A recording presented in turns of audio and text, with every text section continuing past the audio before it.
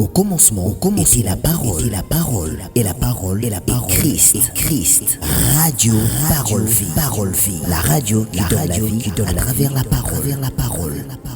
Mbote Shalom, chers auditeurs et auditrices de la radio Parole Vie, et chers téléspectateurs, Chiffre 9 TV, DLF TV 2, RK Pro TV, Jumas TV, puis ma chaîne nyonso obozaka na bolingo tope souci ya kozwa mateya oyo ya kochongo na ba chaîne bino na cadre ya évangélisation tika bolingo ngolo pe bolamu ya kolo na biso Yesu Masia Nazareth e bana kobila bino pa wapi bozwami. Merci papa, merci maman ndeko molandi ya Radio Parole Vie, bien-aimé dans le Seigneur, bandeko boza branché na WhatsApp tope na réseaux sociaux mosusu bolingongolo pe bolam ya Christ et bilabino. Je l'ai toujours dit, je suis le prédicateur de la bonne nouvelle. Nateaka sango malamu ya kolo na biso Yesu Masia Nazareth nzambo matane kulusu. La Bible dit, bien-aimé dans le Seigneur, l'homme ne vivra pas seulement du pain, mais de toute parole qui sort de la bouche de l'Éternel. Bien-aimé dans le Seigneur, koliana komela et tonganzoto Oeza physique. Mais Job a joué Bisabison à chapitre 32, verset 8. En réalité, Katina Moutou, bien-aimé dans le Seigneur, ils étaient auto-mona. Or, l'Iloubana Nzambi, et ton akabomoto, l'Ibanda te, mais bomoto akati. Job a le biango. En réalité, dans l'homme, c'est l'esprit et c'est le souffle du Tout-Puissant qui lui donne l'intelligence. Bien-aimé, Moutouabika a été, na lipa, tope na mea komela. Moutouabika ka na liloba. Donc c'est la parole qui nous sauve. Lorsqu'on parle de la parole c'est l'évangile. L'évangile c'est Dieu lui-même. Merci bien-aimé de nous donner la confiance pour ça la rabisso. Bien-aimé Radio Parole Vinzamba télémissa biso pour nous servir. Peuple Obozali. Tout ça ba wumbu. Tout ça ba simple instrument. Voilà pourquoi tout cas t'as pongi ba 2h, ba 1h du matin. Bien-aimé pour nous saler l'anzambe. Bien-aimé pour que tout ça ba kano onzamba ko utiliser de manière à ce que Matthieu comme la bino de bozaka branché tom suna 5h du matin topé na ngonga moko songolo topé mpakala bolingongolo pe bolam ya Christ et bana ko bila bino. Merci papa, merci maman na bondeli biso soto ko gumba mitu mukie bien-aimé dans le Seigneur na tina ko sambela to bondeli kolo to pesio. Merci to simbisi ngonga o epai na yo ko Yesu Masia Nazareth tika lumière na yo engengisa loba oyo afin que kolo pensée na yo to sosole yango peut te transmettre yango fidèlement na peuple afin que peuple o tata azwa consolation na ramener toute pensée captive na obéissance li loba na yo na kombono Yesu Masia Nazareth ndeto bondeli et lobi amen. Tout ça na thème au moment likambo zali d'où vient ce retard.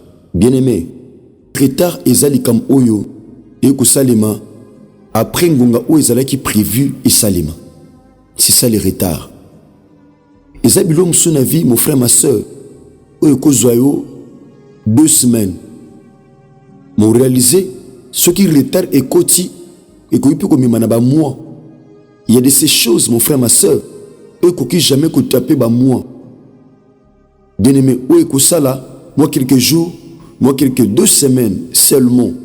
M'ont réalisé suite il y a ralentissement de ezubaton ils en ont battu mususu réalisé santé tungisi normalement ce cas de traitement il y a quelques 8 jours au réalisé rétablissement que ça na santé mais le traitement est simbité tom sous traitement ou azo qui ezala qui a propriété au réalisé et qui peut ralentir guérison naie bien aimé tout peut rétablissement en santé.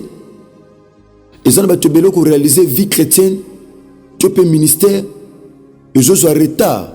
Suite temps où il y a étamboli, il y a malam te, mon frère, ma soeur, simbango malam. Ce qui est étamboli dans la vie chrétienne, il y a malam te, ou réaliser. Ou je suis en retard dans la vie chrétienne. Pendant que je suis évolué, nanzambi. Pendant que je suis matin nanzambi. Bien-aimé dans le Seigneur. Pendant que je suis en sanctification te, je suis en discipline, tu peux principe. Il y a bon zambete au réalisé. Au qui peut qu'on soit retard. Au que vous me le pas si. pour avancer si facilement possible. Bien-aimé, retard, ezali ralentissement. Yango réaliser ça na bato belé bazwa retard. Pourquoi? Parce que makasu bana ngo lelo ko sali kam. Bien-aimé, ton pesali, mais ba procrastina makamba memango lobi alors que Biblia yebisi biso to me malobi te oto ko iko sala lelo. Bien-aimé, ça makamsu to lo bango tango nyonso. Et ça la makate avant le temps ni après le temps. Il faut et ça la dans le temps. Le temps, c'est un facteur précieux.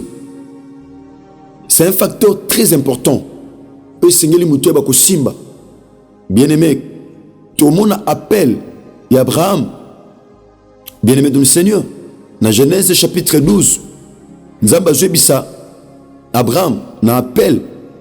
Abisi Abraham, longwa nanda ku ya tata na yo, Terash. Abraham azaki na retard. Abraham azaki na ndako tata na yo. Or, selon la définition, bien aimé, non.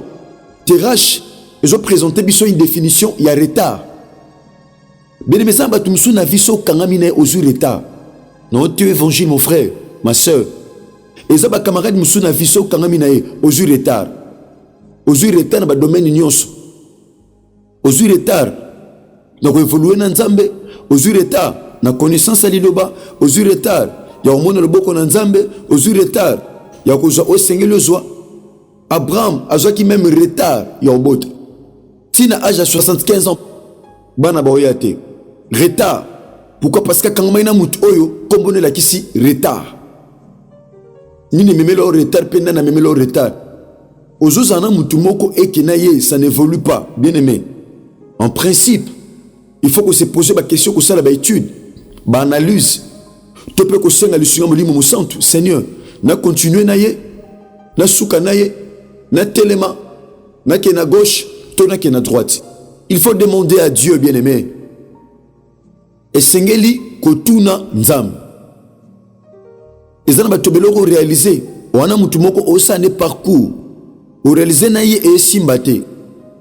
Lui le bi batumi bale ba kokiti jamais ko tambola nzela moko soki ba yokanité. Yaya, batumi bale ba tambola kaka nzela moko soki ba yokani.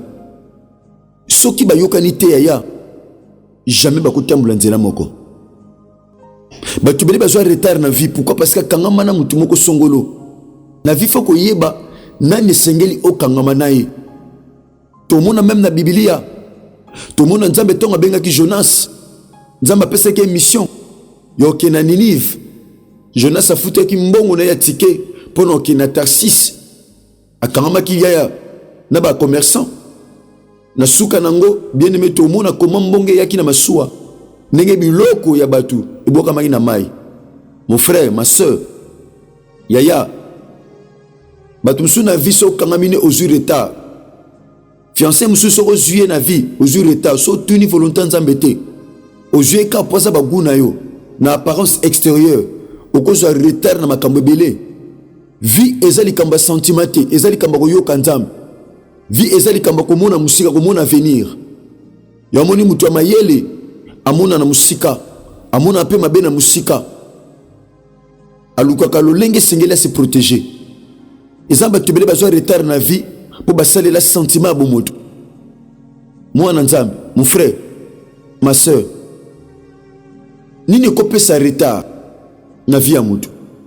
Bien aimé, autant l'évangile. Évangile selon Matthieu chapitre 13. Bien aimé, tu le bandika dans verset 24.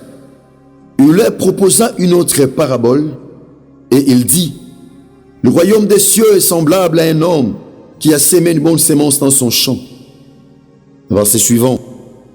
Mais pendant que les gens dormaient, son ennemi vint, sémant délivré parmi les blés, et s'en alla. Lorsque l'herbe eut poussé et donné du fruit, l'ivraie parut aussi. Bien-aimé, Christ a pesi biso parabole topé lisese. Lisese ya mukolo bilanga. Mukolo bilanga aloni bonne sémence, une bonne sémence dans son champ. Bien-aimé, pendant qu'aloni une bonne sémence dans son champ, aloni akenae La Bible dit, pendant que les gens dormaient, bien aimé, pongi pe na vie chrétienne, yaya, et comme me le retard.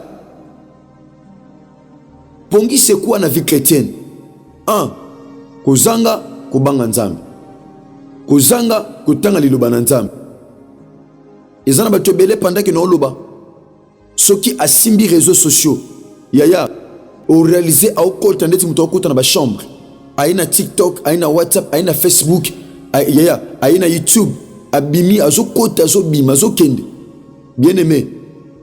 Yaya, muto bongo au réalisé ce kaza penza mwana na nzambe, azu Biblia poatanga.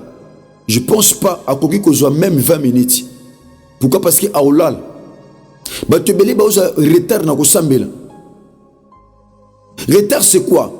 Retard peut que y a une distraction. Mon frère, et qu'il y a une distraction. Qu'on rêve. Il y a de ces gens où jusqu'à présent, bah on rêve. Bah on a musikate. Bah on soutouka, bah jouer dans retard. En soutouka, ah je sais poussani. En soutouka, pendant qu'on continue la vie à ma soum. Et comme on attend moko, à l'occasion de stabilité, à déjà retard, baninga si ba avance. Bien aimé dans le Seigneur, c'est le moment il y a que préparer à venir na yo. C'est aujourd'hui. L'avenir ne se prépare pas demain. L'avenir se prépare aujourd'hui. Il y a plusieurs retards dans la vie. Un, il faut nous avoir distraction dans la vie. Le monde a un sentiment. Tika ko kangamana n'importe qui. Tika bisale là. Mon frère, ma soeur. Tika bi linga linga. Tika bi zoa zoa. Bi kenda kenda. Mon frère, Mukolo bilanga alone une bonne sémence dans son champ.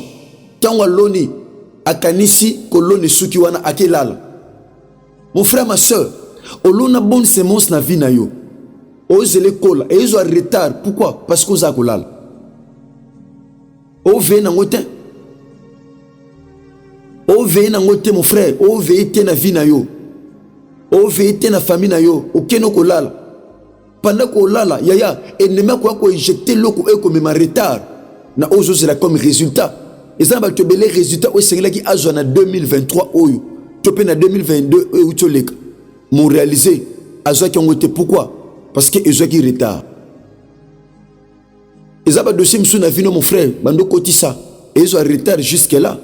Vous avez battu, d'où vient ces retards là? Tu n'arrives même pas bien aimé. Yako yeba, tu peux comprendre. Retard wana e uchi wapi suksi nango ezanini awa mukolo bilanga tango loni yaya muto aloni esengeli ave na semence o aloni na tina bokoli na yango na tina croissance nango tozana matia croissance te mais bien aimé pour na semence ezo retard te mon frère ma soeur esengeli ko veiller nango ezamba te belé ouvert te na vie na yo. Ouvekate na vie chrétienne na makamna nyonso ouverte akenae alali belme yeba pendant que olali ennemi pe ayo sala suite à musala ayo sala suite ennemi aye kolona ivre c'est quoi? Ivre zali mauvaise semence ou ezana objectif yako même retard na croissance ya bonne semence vitamine sengela ki bonne semence azwa. Mon frère, voilà maintenant les conséquences. Baeba loni ivre pourquoi? Parce que batubala laki. Alalaki na vie chrétienne. Kolala c'est quoi? Kozanga kotanga Bible, kozanga kobanga nzambe, kozanga kobondela. Mon frère, ma soeur, ozakana tombe sur l'autre ndoto mabe na butu. Obiesa na oka ndoto. Yaya. Zamba tobele bazwa ba retard na vie. Suite à bandoto ba yeba ko gérer te. Bien aimé du Seigneur. Retard et jamais na sémence. Que ça na ba tobele ba lona mais po ba buka. Retard na biloko. Et le ça ka 1 mois, mais je me mets na 2 mois. Document oso kotisi bazwa ngo na 3 jours. Pas na yo et ça là ba mois. Document oso muta kotisi azango na ba semaine. Pas na yo et zuba année. Document oso muta kotisi. Lettre oso muta kotisi azango dans les 3 jours, mais pas na yo, et ils ont moi, pas na yo, on réalisé, vimo, il y a retard. Excusez-moi mon frère, ma soeur. Maintenant, et Sengelito Lukato, d'où vient ces retards? Ennemi aïe aloni ivré, ennemi akei, matiki semence. Les abatubele ba na vino, ba kenda déjà, mais ba tika semence, yamabe. Les abatubele ba poussa naga pene na yo, lokola ba ninga.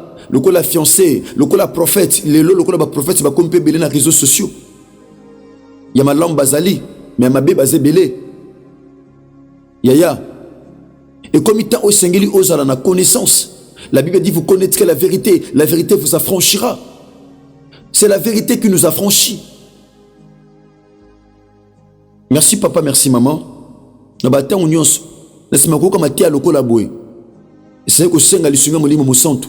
Kola pesa mayele na tina bo sosoli pe ko sambela koloba Seigneur na moni retard bo ekota na domaine na vinanga kolo salanga ngolu retard o elongwa pe bisika o bien aimé sengelo réparer c'est alors que okomona bloboko na nzambe bien aimé lobi to sambela lobi samedi nous allons prier kona ma recommandation de ce pas na nzambe to bana ke mission na biso mardi kino vendredi samedi na lundi nde to sambelaka to pe banzela monsieur ko la biso retard lobby samedi par la grâce de Dieu toko briser ango tika kole su masia Nazareth nzambe moko asolo pe abomoy ayeba ko sala bino ngolu pe bolam tika bolingo ngolu pe bolam ya Christ eba na ko bila bino merci na jeune Christ kundenga nok jeune jexape mama ya mona pe bande ko nyonso ubozali brancher na radio parole vie ba cameraman nyonso kole su masia Nazareth asala ngolu pe bolam merci na taki futa ndeko David Poutou ndeko nanga Raiskangi Bwilu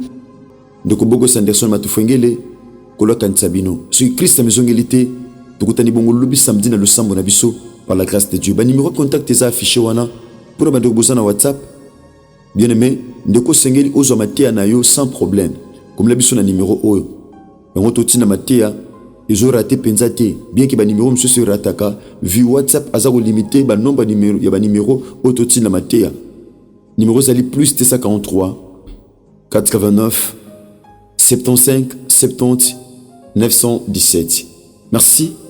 Ce Christ a besoin de tukutani bongo lobi na numéro asika sinon que Dieu vous bénisse. Merci. Au commencement était la parole, et la parole est Christ.